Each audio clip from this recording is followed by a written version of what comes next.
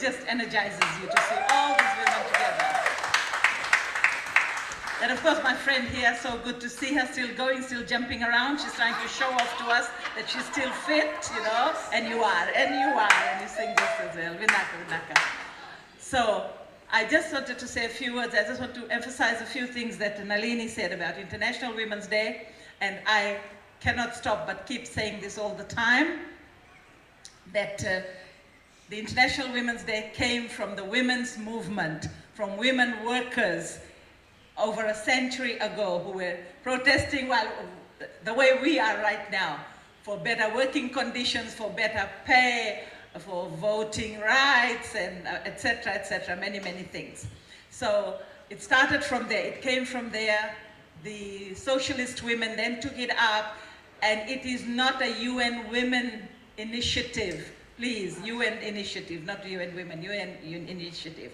They recognized it in 1975 when it became official. So always remember that. And the themes that come out are from UN, from UN Women. So we don't have to have that theme. We can have other themes that is topical to us in our country, which is meaningful to us. Often their themes do match with what we want. Then I learned something yesterday. I went on the UN Women Australia because I was listening to Kavita Naidu, who's making strides out there in Australia on climate change and feminism and so on. So the Australian Australian women, UN Women, they said that this, what's the bias? Break the bias. That didn't even come from UN. There's this gender equality for a sustainable future.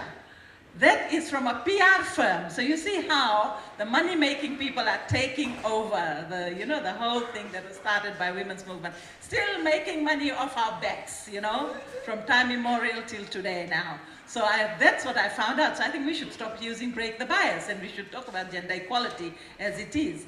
And one man wrote the other day and said, what about the men's center and blah, blah, blah.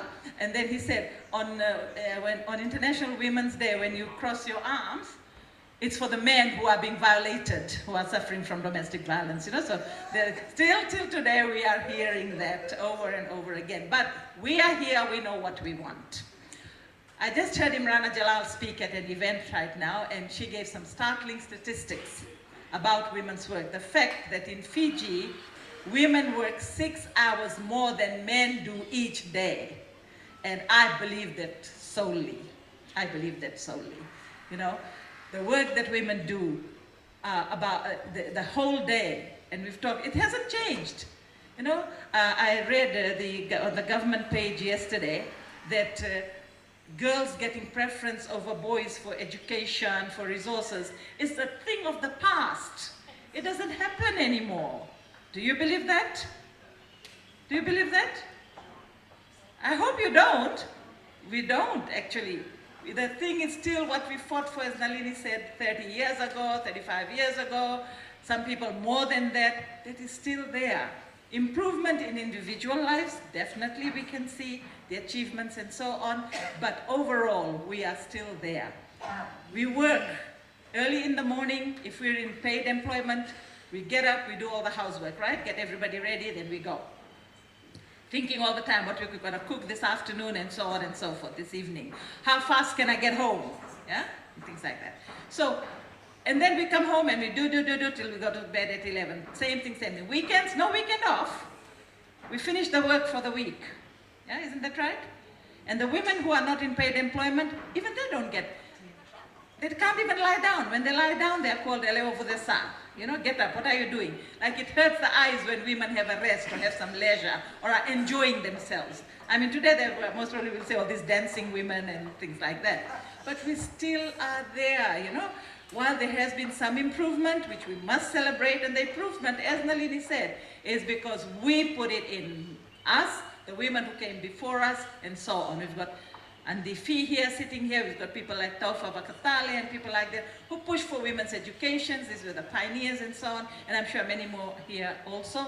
And then the next generation and the next generation. And then if I talk to Mamta, she'll be talking about the same things. In her women's groups, we're still talking about the same things. So the struggle is not over yet. While we celebrate our achievements, we must also recognize our lives, what is going on right now. And we must take stock of it, and we must keep fighting. Generation after, we will do that till it's all over, till we smash patriarchy, and that is what we all should be doing. So women's work, invaluable. We cannot put a price on it. All the women who are here, I know each one of you did your thing this morning. I'm sure you didn't, Lisa. I didn't, but there are many, many women who are in this room. You cooked before you could come here, you fed everybody, and you've got everything ready when you go back. Isn't that right? And maybe get ready for a few black eyes also, because that also happens. Isn't that right? You know, when you're too late with the food. In COVID, we have seen how the lockdowns and things have really increased violence against women. Marital rape has increased. We just took stock the other day, and we found out we've never seen this increase in all our 37 years of existence of marital rape. Rape within marriage in our own homes by the men who are supposed to love and cherish and protect us. So all these, the statistics are going up on violence against women, the child rape, and so on. I want to end with something today to say to you all. Rape is such a horrible, horrible crime. Those of us who have been there, we just know how bad it is and how it impacts on us. Those of us who work with women who have been raped, we know how bad that is for them, how traumatized they are. And we believe, from what we have seen, less than 5% of rapes are reported in our country. So can you imagine the other 95+% who are never reported? No recourse to counseling or anything else.